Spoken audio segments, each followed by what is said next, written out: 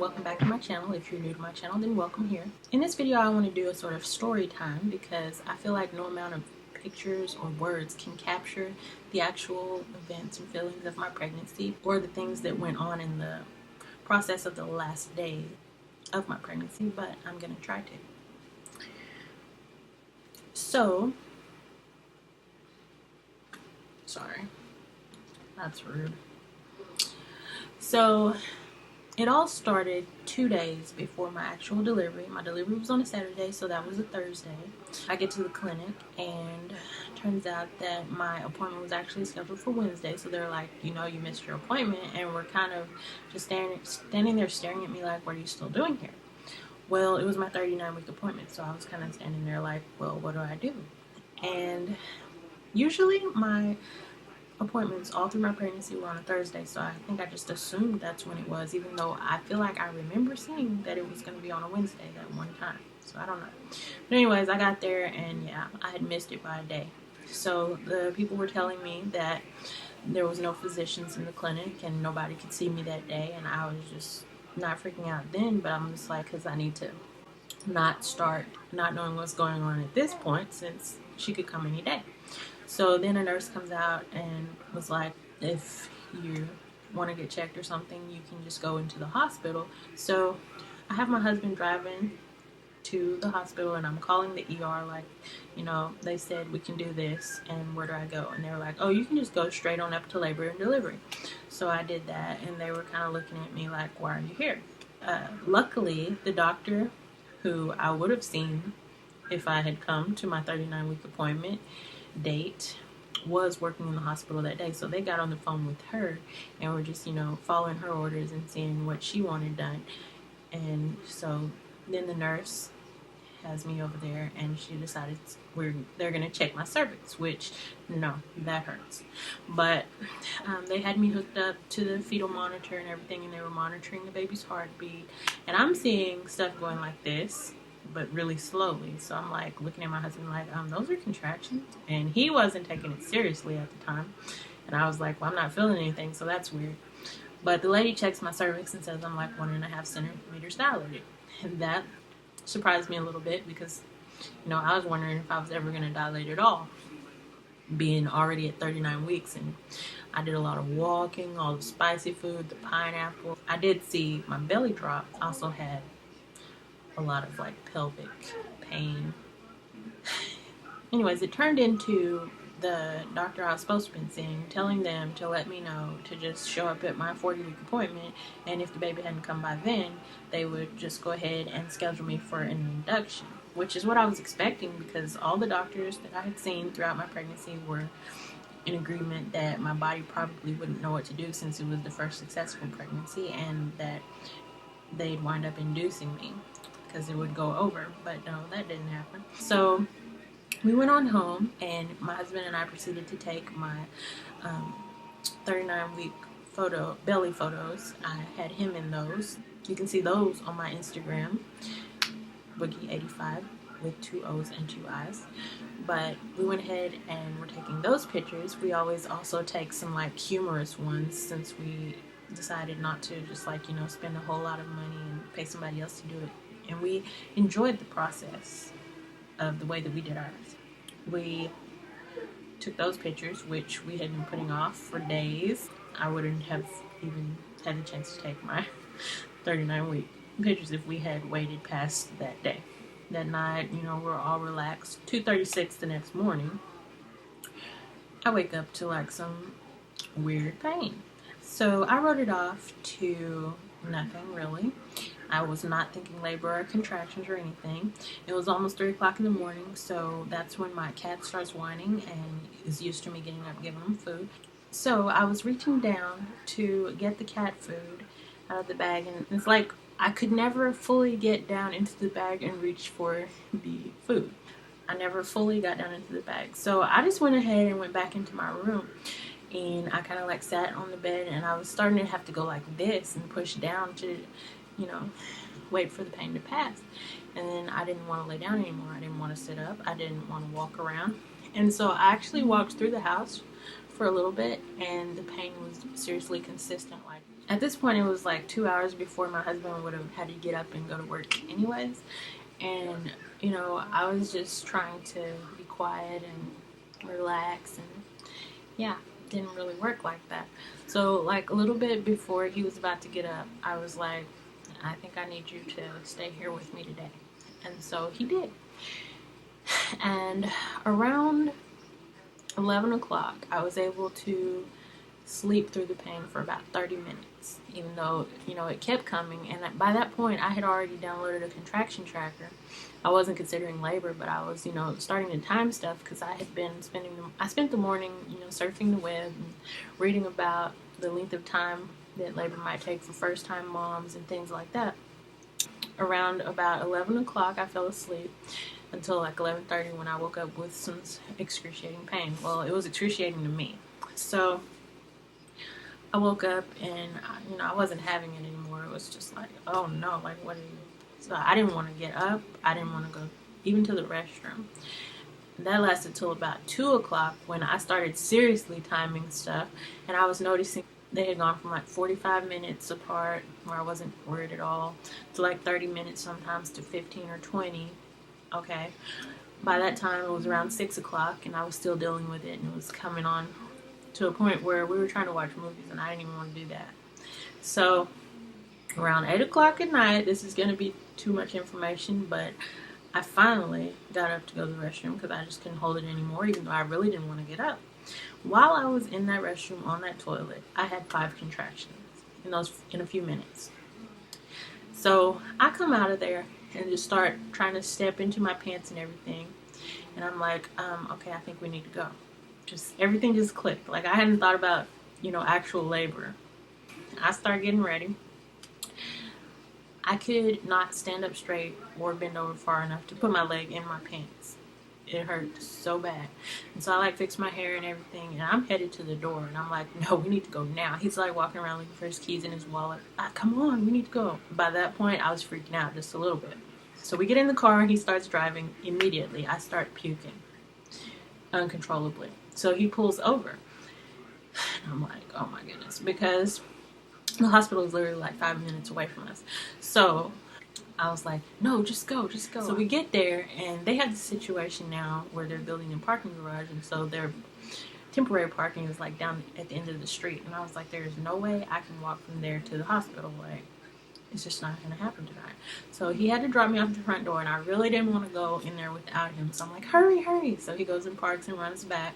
The whole time I'm sitting on the bench outside the hospital, I didn't have one contraction, or at least I didn't feel it. I didn't feel it at all. I think that maybe it was adrenaline starting to go through me. So we go in there. I go in the restroom. Didn't really feel anything. Kind of had one episode of pain. We go to the information desk, and the guy's laughing at my shirt that says Walking Dead Survivor, because I love that show. And he says, well, do you want to go ahead and go on up to labor and delivery? I'm like, yeah. And I was kind of leaning over, holding my back. And my husband was checking in and everything. And he was trailing behind me all the way up there, so that was great. We get up to labor and delivery, and they're admitting me to the triage area. By that time, I was kind of leaning over the counter. Something's happening. So I get in triage, and the nurses are kind of looking at me like, why are you here? Because I guess I wasn't acting overly so, But, I wasn't acting. I was, in pain. So, yeah, it had come on by then.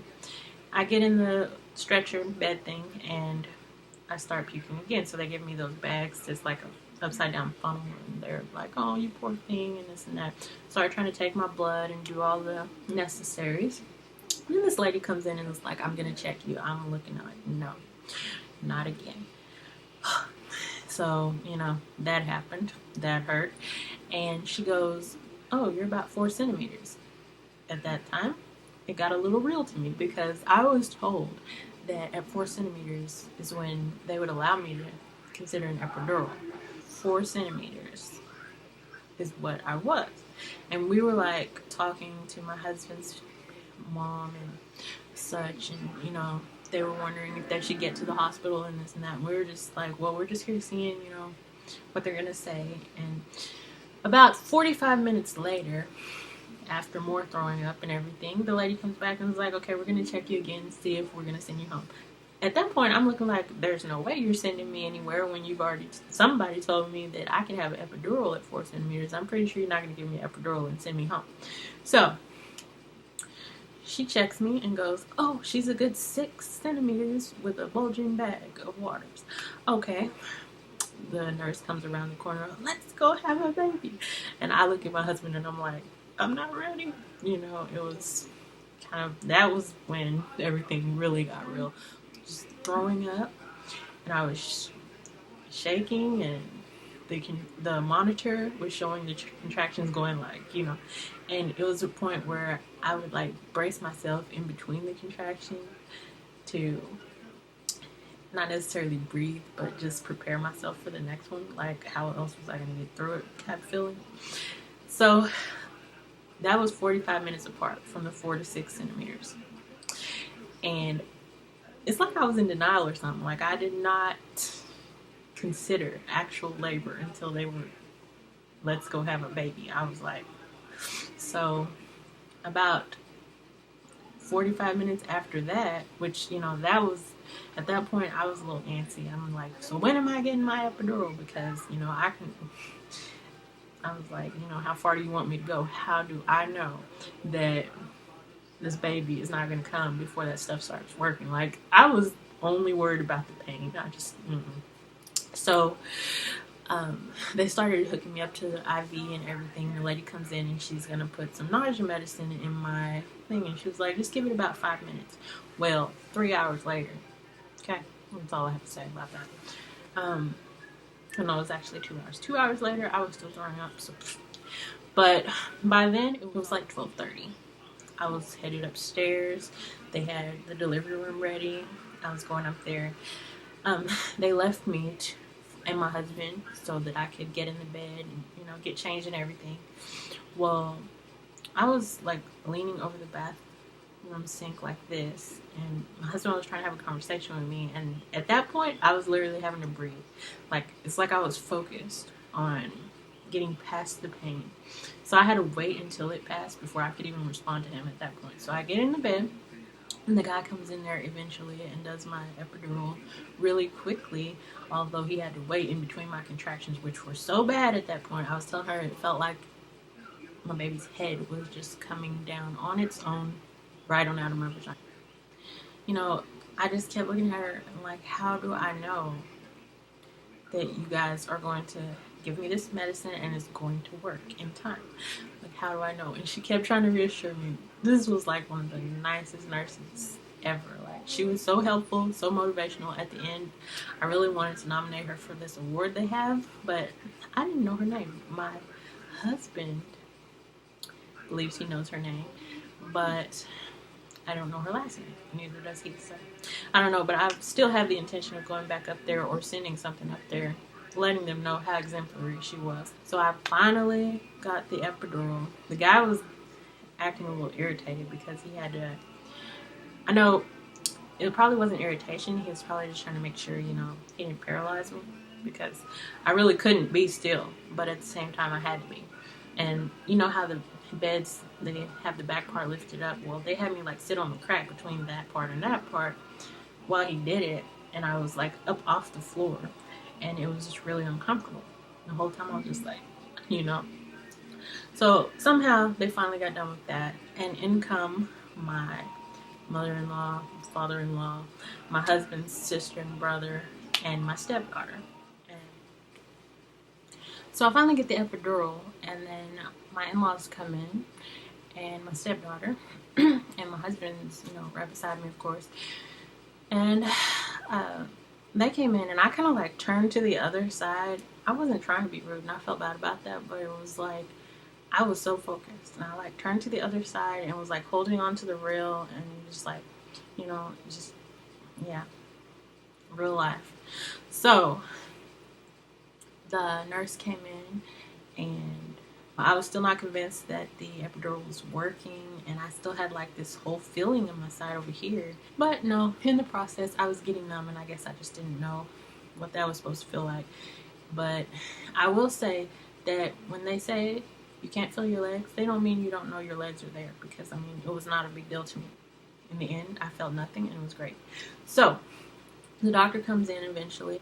He's like, okay, so your water already broke on its own, so we're just gonna let you labor down for about an hour and 45 minutes.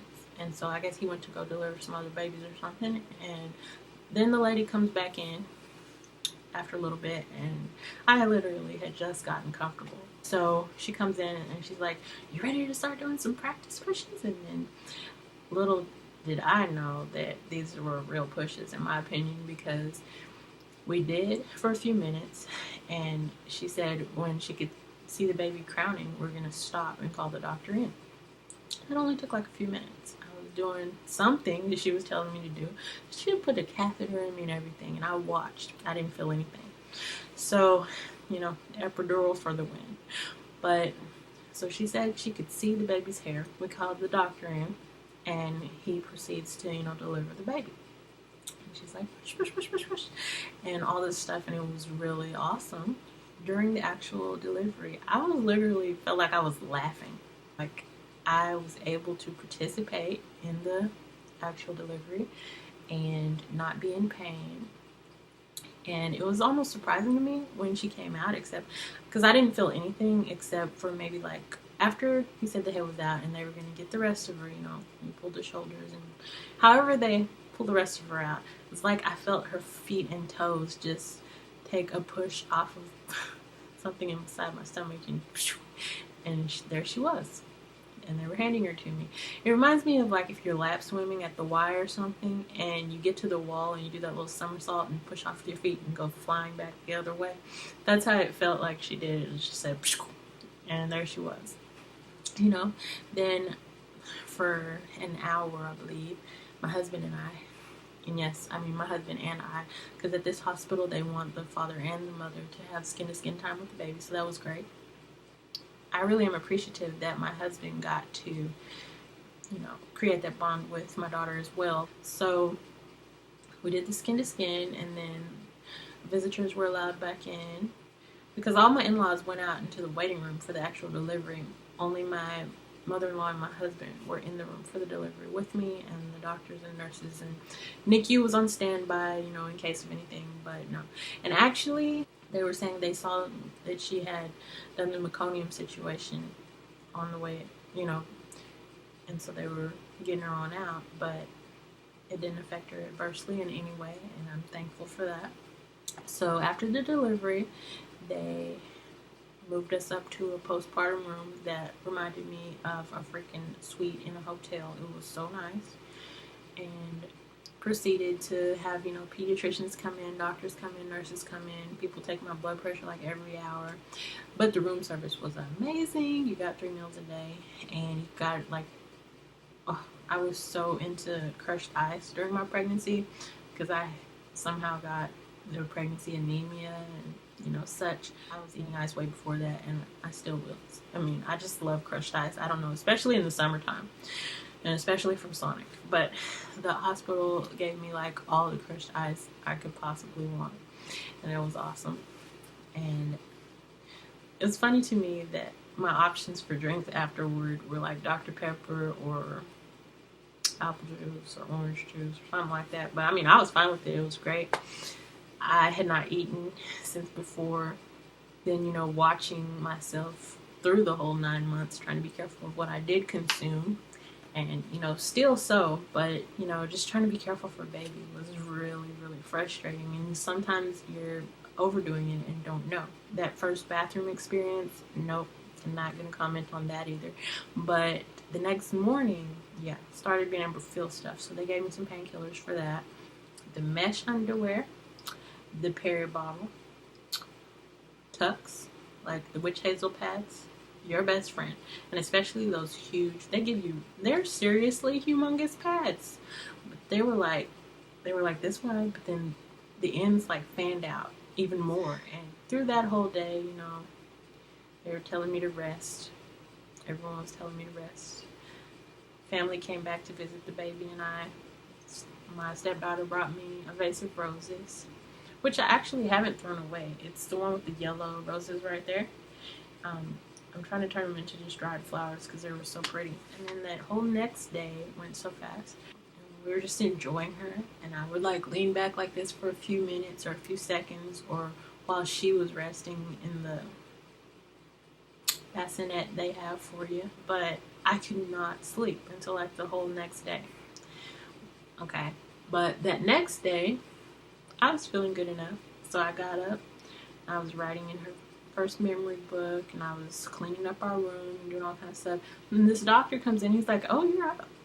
You're walking around." He's like, "You know, do you want to go home today?" And this and that, because everything's great. Because the day before, they had spent getting all her tests and everything coming back wonderfully, and just doing everything and checking on us round the clock. So my husband's looking like, "Yeah, I want to get out of here," because he was on that fold-out sofa that was not comfortable at all. But doctor was like laughing, but he was like, obviously it's about mom and baby, so it's whatever y'all want to do. And at that point, I was ready to go home too. I mean, if everything was wonderful, which it was. So then the nurse I had to wait on to bring the wheelchair and stuff, and they sent my husband down to get the car and bring it to the front by the doors. And in that time, a photography company lady came and took her like newborn pictures and said they posted them online somewhere, and I had like 2 weeks to order them if I want them.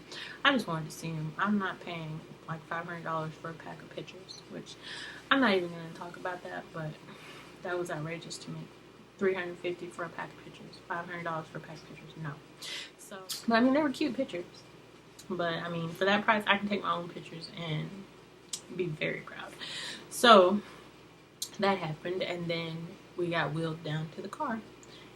Put her in her car seat for the first time. When we got home that day, I'm pretty sure it was that day, not the next day. Yeah. By then, I hadn't been asleep for like a good 48 hours. So I was sitting there in a chair talking to my husband, and I think I fell asleep while I was talking to him and didn't even know it. You know, I was just sitting there like this, and he was watching the baby. And so I was like, okay, I'm going to nap now. Here we are, almost 3 months, and finally have a routine and a schedule, and she's surpassing all these milestones, and she's very alert and attentive and enjoying herself, and we are loving her.